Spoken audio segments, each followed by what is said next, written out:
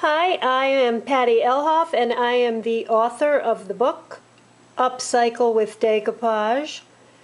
This is a wooden egg, started out like this.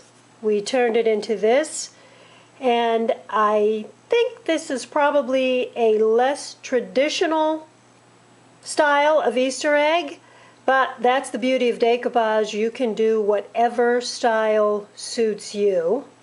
And let's first show you, this is the completed egg. And by the way, this is a very haphazard pattern. I'm going to show you how to do it so that it's more uniform and the pattern stays together. It's a little bit more complicated, but not much. Here are the supplies that you're going to need if you want to stop your recording right now. Pause it, write these things down: wooden egg, decorative napkins, decoupage medium, a large heavy book, gloss top coat, waxed paper, sponge brushes, a wet rag, large scissors, and small scissors. And here's what we'll need those for.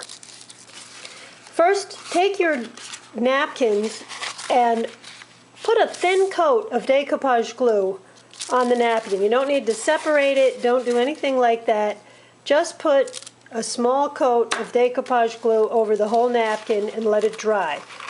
That could be 10 or 15 minutes. If it's winter time, you can put them over the heater and they'll dry pretty quickly. But just make sure it's dry so that it's not tacky to the touch. These are dry. It makes them much more sturdy. They're easier to cut. And here's what we're going to do.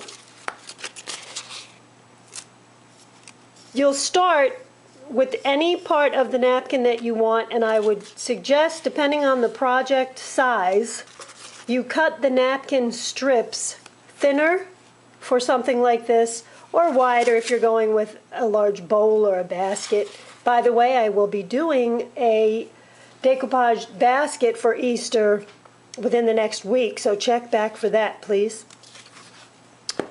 And what we're going to do first, pardon me, is take our large scissor and we're going to cut a thin strip of the napkin that we've already decoupaged and is dried so that it matches.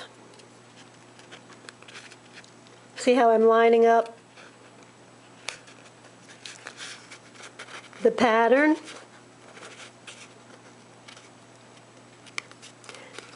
This won't be exact, but you do want to make sure you're at least covering the wood. So you see how I just put that in the right place and it's now lined up.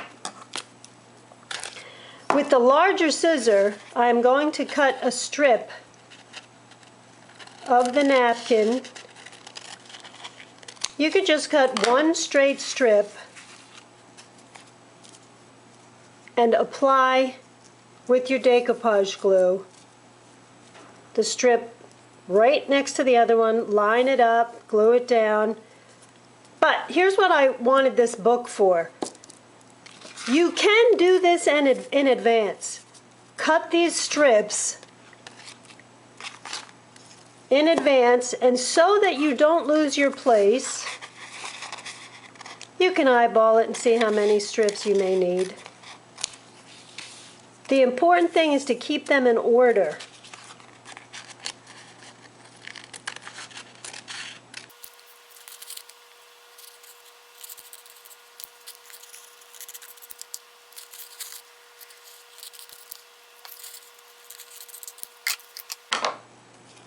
I would place these pieces underneath the book in the order that you cut them. This way, you're prepared. As you're decoupaging, you don't need to get your fingers all sticky, then go back to the scissors, then cut. It can get so frustrating. So, all we do is dip our brush in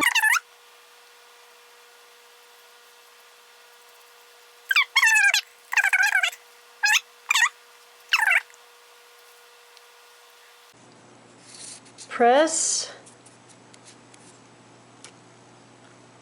the pieces down.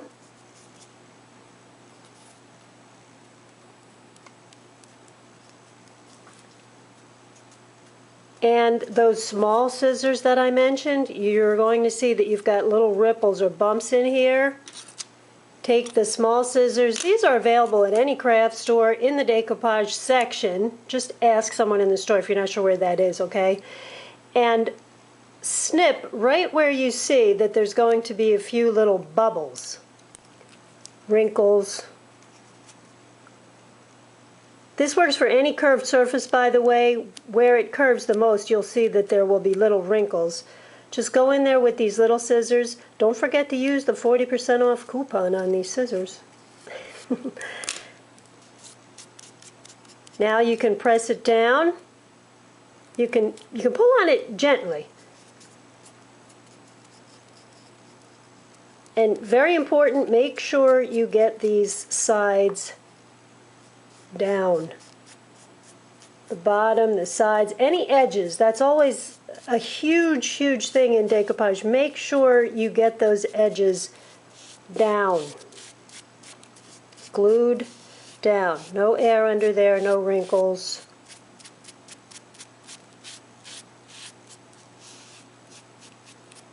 And you'll notice up top you've got a little bit of excess. Again, with these small scissors. That's the beauty of the small scissor.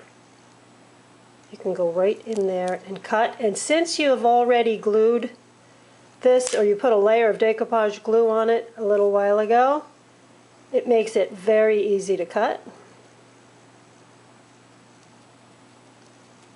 Let's press that down. And that step right there is what you will repeat on the rest of your egg.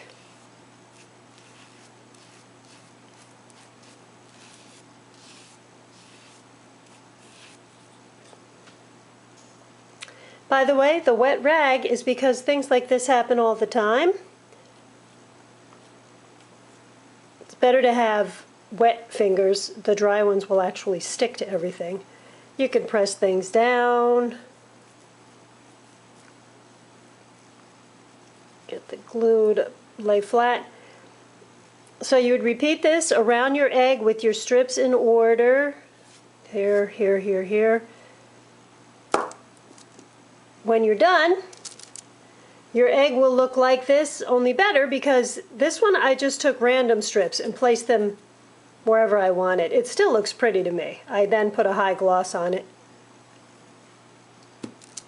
And that's what you'll do, by the way. When your egg is all done, when you've finished covering the whole thing, put it on some wax paper near a heater or over a heat vent. Let it dry for 15 to 20 minutes. You can add 2 to 3 more layers of a top coat over it.